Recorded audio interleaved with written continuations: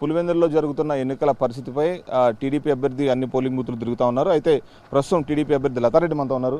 Madam చెప్పండి, ఎలా అనిపిస్తుంది? పోలింగ్ జరుగుతూ ఉంది, అన్ని బూతులు తిరుగుతూ ఉన్నట్టున్నారు, ఎలా అనిపించింది?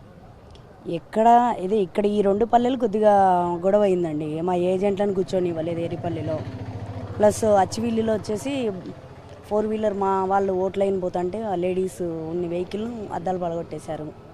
ఈ రెండు పల్లెలు తప్ప ఎక్కడ ఏది గొడవలు ఏం లేవండి. చాలా క్లియర్గా ప్రశాంతంగా ఎలక్షన్ జరుగుతుందండి.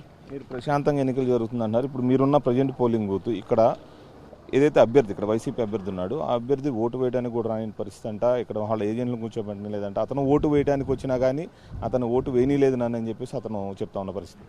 వాళ్ళు ఎన్నైనా ఆరోపణలు చేస్తారండి, అవన్నీ మాకైతే అవసరం లేదు. అతను వచ్చి వేసుకోమనండి, అతను ఓటు అతను ఎందుకు వేసుకోకూడదు, వేసుకోమనండి, దానికి మాకేం సంబంధం అండి. అంటే టీడీపీ వాళ్ళు ఇక్కడ కర్రలు తీసుకొచ్చారు, అంతా ఎక్కడికక్కడ బయట వాళ్ళని తీసుకొచ్చారు, రిగ్గింగ్ చేస్తూ ఉన్నారు. గతంలో లాగా ఇక్కడ ఎన్నికలు జరగట్లేదు, ప్రశాంతంగా జరగట్లేదు. ప్రశాంతత పైనే కనబడుతుంది తప్పితే పోలింగ్ బూత్లలో ఆ ప్రశాంతత కనబడతలేదని చెప్పేసి చెప్తాను. లేదండి, చాలా ప్రశాంతంగా ఉంది. బూతుల్లో కూడా ప్రశాంతంగా ఉంది.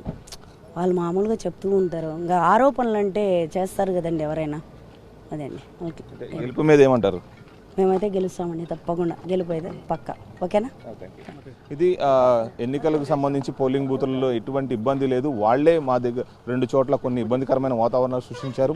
వైసీపీ అభ్యర్థి చేస్తున్న ఆరోపణలు అతనికే తెలియాలి. ఓటు వచ్చి అతన్ని వేసుకోవాలి తప్పితే ఇలా ఆరోపణలు చేయడం సరికాదని చెప్పేసి టీడీపీ అభ్యర్థి లతారెడ్డి చెప్తా ఉన్నారు.